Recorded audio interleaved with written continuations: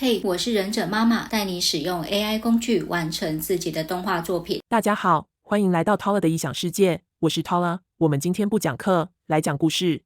嫦娥奔月的故事在民间有许多不同的传说，我们今天只讲其中一个版本。如果和你的认知不一样，也不用太较真，毕竟只是个传说故事。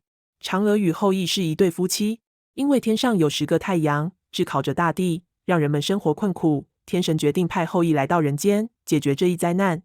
好的，没问题，我来解决。后羿来到人间，英勇地射下了9个太阳，为人间带来了希望和和平。然而，那9个太阳是天神的儿子，因此天神对后羿和嫦娥进行了惩罚，命令他们留在人间，无法返回天上。怎么可以这样？西王母得知了此事，出于对后羿和嫦娥的感激，送给他们2颗长生不老的仙丹。谢谢你们的付出，这2颗长生不老的仙丹送给你们。吃下1颗可以长生不老，吃下2颗可以飞回天庭。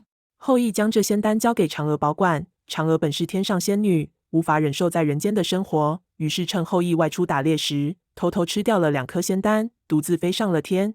然而，嫦娥不敢回天庭，只能飞到孤寂的月亮上。月亮上只有一只玉兔和一棵大树。嫦娥望着冰冷的月球，感到无尽的孤寂与后悔。我知道错了，可恶！后羿得知嫦娥的背叛后，内心充满了愤怒与悲伤。看完了这个故事，带给我们什么启发呢？1. 选择的后果。嫦娥因无法忍受人间的苦难，选择了私自服用仙丹，最终导致她孤独的生活在月球上。这提醒我们，每一个选择背后都有代价，有时候自私的决定可能会导致难以承受的后果。2. 背叛与后悔。嫦娥的选择背叛了她的丈夫后羿，虽然她最初以为这是解脱，但最终她感到了后悔与孤寂。这告诉我们，短暂的逃避不能解决根本问题，反而可能带来更大的痛苦。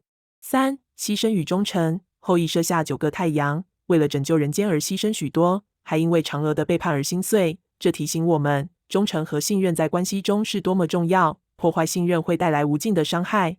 4. 孤独的代价。嫦娥虽然飞上了月亮，但却失去了她原有的生活与亲人，这让我们明白，追求个人利益有时候会让我们远离真正的幸福。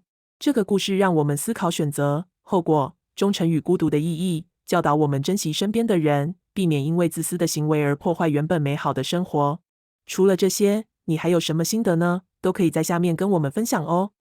如果想看更多的故事以及幕后制作的秘辛，别忘记按赞、订阅、开启小铃铛。